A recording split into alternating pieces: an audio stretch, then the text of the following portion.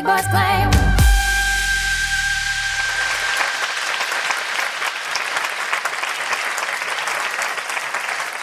La verdad es que escogimos empezar cantando.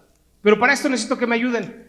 Estoy seguro que todos han escuchado esa vieja canción de Leo Dan que dice: íbamos los dos al anochecer. ¿Qué sigue? Oscurecía y no podía ver. Yo manejaba. ¿Qué sigue? Fíjate, el güey iba más de 100. Y después pone peor. Y agarra y dice: prendí las luces para leer.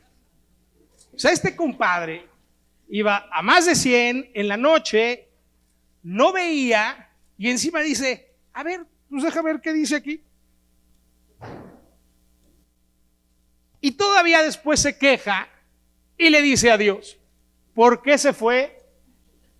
¿Y por qué murió? Ahora sí, ayúdenme. Porque el Señor, ¿verdad? Usted la quitó por güey. Pero la cultura de antes, nuestros automóviles o los automóviles de nuestros padres y abuelos no tenían ni siquiera un cinturón de seguridad. Y para nosotros era súper normal ir cantando con nuestro papá. Hemos normalizado muchísimo todas las conductas de riesgo. Todas las conductas de riesgo que sí nos llevan a estas conductas más nocivas, que es el delito, que en nuestra sociedad no podemos decir que ha ido decreciendo, al contrario, ha ido aumentando. ¿Dónde fue el primer chispazo de mi vida donde dije: aquí es donde decido que todo mi trabajo profesional o mi vocación, ¿sí?, mi vocación va en sentido al tema social? Y después se fue virtiendo hacia el tema de la prevención social de la violencia y la delincuencia. Como todos, al principio de la universidad, esto fue en la prepa más bien, me invitaron de misiones. Y entonces fuimos hasta Oaxaca, un grupo íbamos casi 200 personas. Y nos tocó en un pueblo que se llamaba Tlacochahuaya. Y en Tlacochahuaya, pues a fin de cuentas, no sé por qué, a mí siempre me mandaban con los chavillos. Y me tocó con los chavitos. ¿Qué les dábamos? Pues sí les dábamos quizá un poco de catecismo, pero a fin de cuentas a mí me gustó más irme siempre por lo social. Y entonces les enseñábamos cómo hacer jabón, cómo hacer shampoo y cómo hacer pasta de dientes por medio de canciones. Y entonces pues me agarré la guitarra de un amigo, yo no toco la guitarra, ¿no?, pero pues ya sabes, ¿no?, inventé una canción que se llamaba Mariquita la Cochinita. Y Mariquita la Cochinita cantaba así, no se había lavado las manos, y todos los chavitos decían: oh, oh. Y como no se lavó las manos, le dio chorrillo, y todos. Y de esa manera, un poco más didáctica, llevábamos 3 días trabajando en Tlacochahuaya, y había, entre todos los niños, obviamente, pues niños de la sierra, en Oaxaca, y había uno muy peculiar, más blanquito que los demás, con un peinado de príncipe valiente y con una cara de maldito terrible. No se estaba quieto, le levantaba la falda a la amiga, escupía, empujaba al otro. Al tercer día, tengo un amigo que le decíamos el gallo, ¿no? El gallo se enoja, agarra a Oscarito, se llamaba Oscarito, de los brazos y lo siembra en la fuente, le dice: ¡ya! No lo hizo muy fuerte. Y obviamente el chavito estalló llorando. Veía a todos, porque dicen que los niños a veces no lloran tanto por el golpe, sino lloran más por la vergüenza.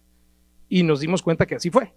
Cuando me acerqué le dije: vente, Oscarito. Ya pasó. A los 10 minutos seguía llorando y noté que le dolía la espalda. Voy con el gallo y le digo: oye, gallo, creo que esto está un poquito más feo de lo que pensamos. Vamos a llevarlo al doctor, porque cada vez que lo queríamos tocar de la espalda, es ahí donde se protegía. Fuimos con el sacristán de la iglesia, que después, a fin de cuentas, cuando llegamos, vimos que le decían el mayordomo, ¿no? Entonces dije: ay, pues el mayordomo del padre, pues qué padre tan mamón, ¿no?, que hasta mayordomo tiene. Pero luego descubrí que no, que era el conserje, y nos dice: claro que sí, el doctor está 40 minutos caminando y 20 minutos a bestia. Dije: ah, caray, ¿a bestia? Pues cómo, ¿no? Así, ¡ah!, y demás, quitando a todos. Ya descubrí después que la bestia era el burro, y nos prestó a su burro, o sea, nos prestó a la bestia. Nos subimos a la bestia y exactamente yo me adelanté e hice 20 minutos. El gallo se fue con el niño, que iba un poco renuente. Llego y le digo al doctor: Doc, creo que tenemos un problema. El niño, espalda, y ahí venía el tema de la violencia. Yo pensé que tenía golpes en la espalda porque en su casa había pasado algo, etc. Llega el niño, ve doctor, se espanta, y el doctor, muy habido, le da una paleta, lo mete a su consultorio. Y fíjate esto: cuando la vida te va a dar una lección, no te avisa absolutamente nada. Yo todavía le decía al gallo: ya ves, güey, ya rompiste al niño y no traemos lana. ¿Qué es lo que va a pasar? Ja, ja, ja. Yo todavía adentro de mí. El gallo sí estaba un poco más preocupado. Sale el doctor a los 10 minutos, con cara de pocos amigos, y nos dice: ¿ustedes conocen a la mamá de este niño? Digo: sí, doctor, llevamos 3 días aquí, sabemos quién es, pero no es que la conozcamos. Dice: pues más vale que vayan y hablen con la mamá del niño. ¿Por qué? Porque este niño tiene el ano roto. Este niño ha sido abusado varias veces, fuertemente, y tiene el ano roto. Y en verdad que cuando te lo cuento, te juro, te puedo decir a qué olía el consultorio, porque de todos nuestros sentidos el olfato es el que tiene más memoria. Cambió absolutamente todo. El gallo y yo no nos podíamos ver a los ojos. De pronto sale el doctor, otra vez con el niño ya más tranquilo, con 10 paletas de cala, con una cara como de: ya me cacharon. Vamos caminando de regreso al pueblo y queríamos saber quién había sido, qué había pasado. Pero no le puedes preguntar a una criatura de 8 años: oye, niño, ¿quién te violó? Y le íbamos preguntando cosas por la periferia. Si tuvieras un bat de béisbol, ¿a quién le pegarías? Si tuvieras una piedra, ¿a quién se la arrojarías? Porque no se lo puedes preguntar de frente. Y no nos dijo nada. Se dedicó a comer sus paletas, se tranquilizó, y al llegar a Tlacochaguaya, a la plaza, a la fuente donde el gallo había sembrado el niño, nos dijo entonces lo que queríamos saber. Ya se venía columpiando, nos detiene y nos dice: fíjate lo que nos dijo. Es que para pertenecer a la pandilla del Juan, te tenías que dejar. Una criatura de 8 años que quiso pagar un precio por pertenecer. Desde ahí empezó mi concepto de pertenecer. Yo mismo me di cuenta que había pagado precios muy altos por pertenecer a la banda de los más cool de mi escuela, ¿verdad? Incluso también a una novia. Y siempre pagamos precios por pertenecer. Esa fue mi primera experiencia correlativa al tema de un delito de abuso sexual. Pero ahora le doy la palabra a mi socio Juan Pablo Escobar para que cuente la suya, que está más canija.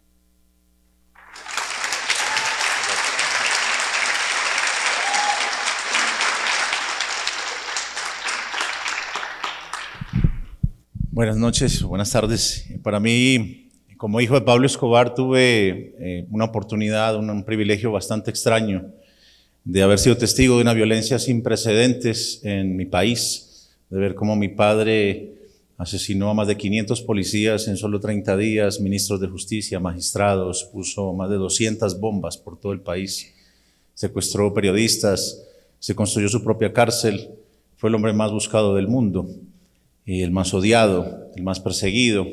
Y yo, pues por ser el hijo y por parecerme, como lo ven ahí en la foto, pues también tuve que pagar algunas consecuencias y aprender muchas lecciones justamente sobre esa vida que me tocó vivir. Y creo que mi padre, en definitiva, pues nos mostró a todos el camino que no hay que recorrer. Y es ahí donde la vida de Luis y la mía se juntan. Él por sus experiencias y sus historias, y yo por las mías, pues venimos colaborando con las autoridades y con todo México para que los jóvenes se vayan alejando de la violencia. Yo crecí al lado de un padre que al principio era bienvenido en todos lados, que era vitoriado su nombre, que todo el mundo le agradecía, que había sido elegido representante a la Cámara con una altísima votación. Nunca me sentí orgulloso de su violencia, pero él rápidamente fue descubierto como un criminal y destruyó la vida de muchas personas. Fuimos, digamos, víctimas de un atentado terrorista, el primer atentado terrorista de la historia de Colombia, entre el cartel de Cali y el cartel de Medellín. Yo le decía a mi padre, sin embargo, no pongas más bombas, y él me decía: a ti se te olvida que la primera bomba fue para tu hermanita, para tu mamá y para ti mismo. Entonces yo le decía: papá, el hecho de que a mí me hayan puesto bombas no me da ningún derecho a salir a ponerle bombas a otros. Y así nos las pasábamos en esas discusiones, donde finalmente él eligió su camino, el de la criminalidad. aquel que a través de las series de televisión pues le hacen creer a los demás que ese es el verdadero camino hacia el éxito. Se generó una ola de fanáticos en el mundo entero que llegaron a esos extremos, hasta tatuarse el rostro de mi padre en sus propias mejillas, ¿no?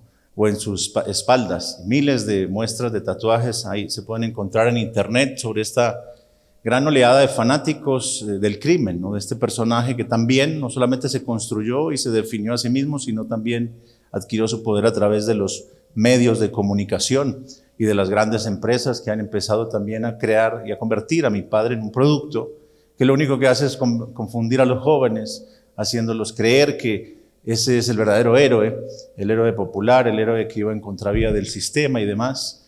Pero yo estoy aquí para recordarles a todos esos jóvenes que el camino a la criminalidad no te lleva al éxito, al contrario. Claro, los niños ven este tipo de imágenes, desde tazas de café con el rostro de mi padre, hasta tendidos de cama o cervezas, vodka, sneakers, etcétera, hasta las cucharas para revolver los huevos en el desayuno. Hemos llegado a ese extremo, ¿no? De normalizar a este tipo de personajes y los jóvenes terminan por confundirse y claro, al ver estas series de televisión que le han hecho tanto daño, que dejan un mensaje tan contradictorio, aparte no solamente contradictorio, que falta a la verdad. Yo estuve rodeado de millones de dólares con mi padre y me estuve muriendo de hambre. Miraba esos millones y decía, están aquí para quitarme el hambre y es lo único que me han traído. Están aquí para quitarme la miseria y es lo que justamente me han traído. Pues es la naturaleza del dinero mal habido. Y nos hemos enfrentado a esta cultura, ¿no? Donde en el deporte, en Polonia o en Israel, usan la imagen de mi padre para decir, eres mi adicción a su equipo favorito, o para decir también en Polonia, amenazar a un equipo que venía jugando muy mal, le ponen una pancarta que dice pelota o plomo. Hay una frase de mi padre tristemente famosa que decía, plata o plomo, era lo que le ofrecía a los funcionarios que querían oponérsele, ¿no? Dinero o la muerte. Y ellos amenazan a sus jugadores diciéndole o juegan bien o los matamos, ¿no? Entonces tiene una normalización de la imagen, el uso de su nombre y la violencia que lo rodea, que llegamos al punto de que se han creado grandes negocios, ¿no? Bares, barberías, hasta te enseñan a hablar en español en internet como el patrón. Puedes pagar el curso para hacerlo, ¿no? Y se ha convertido en una gran cadena de noticias. Mi padre al día de hoy, a más de 30 años de su muerte, produce más noticias que cuando estaba vivo.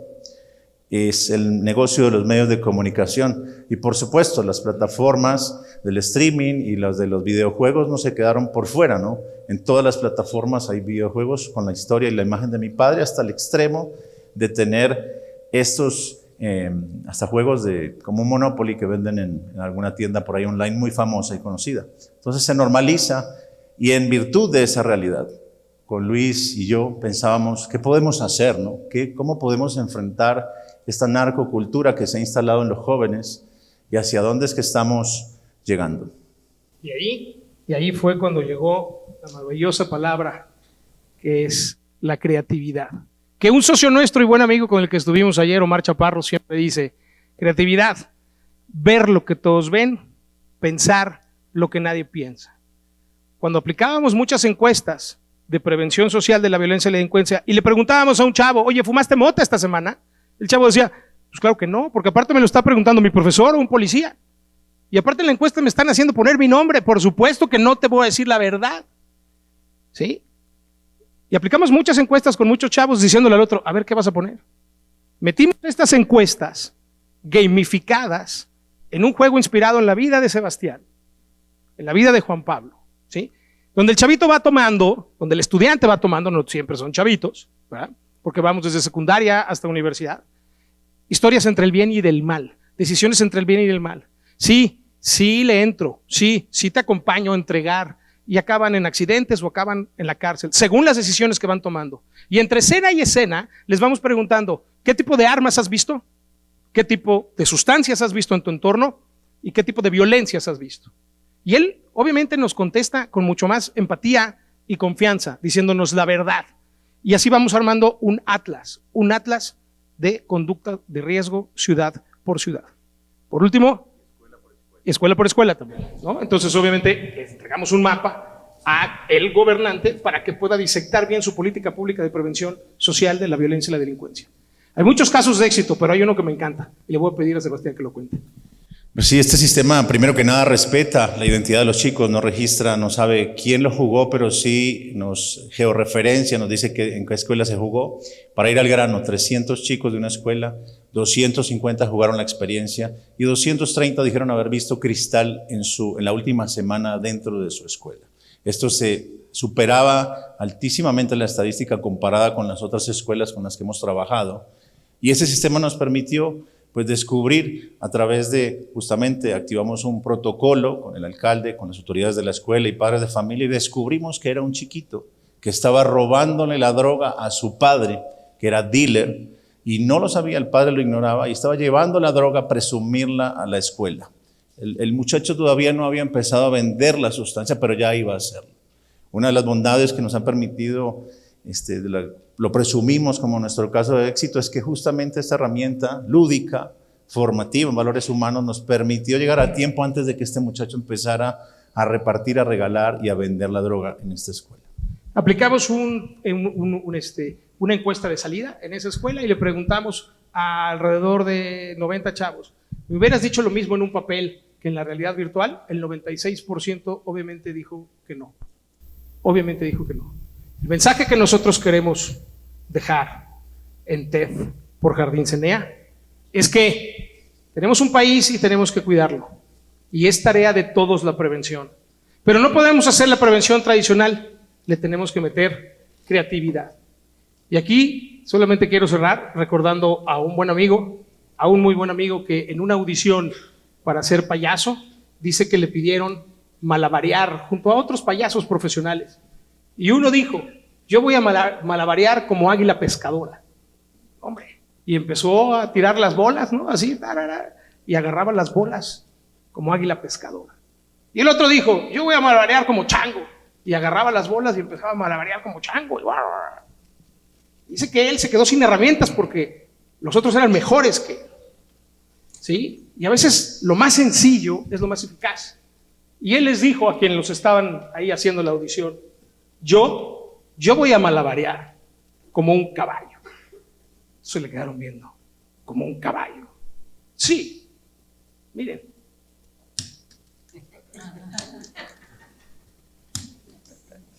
La creatividad para la prevención social de la violencia y la delincuencia es de todos.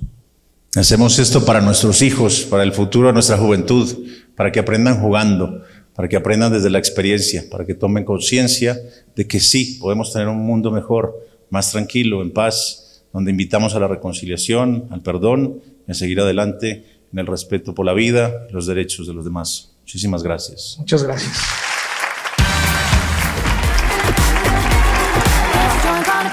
Big boss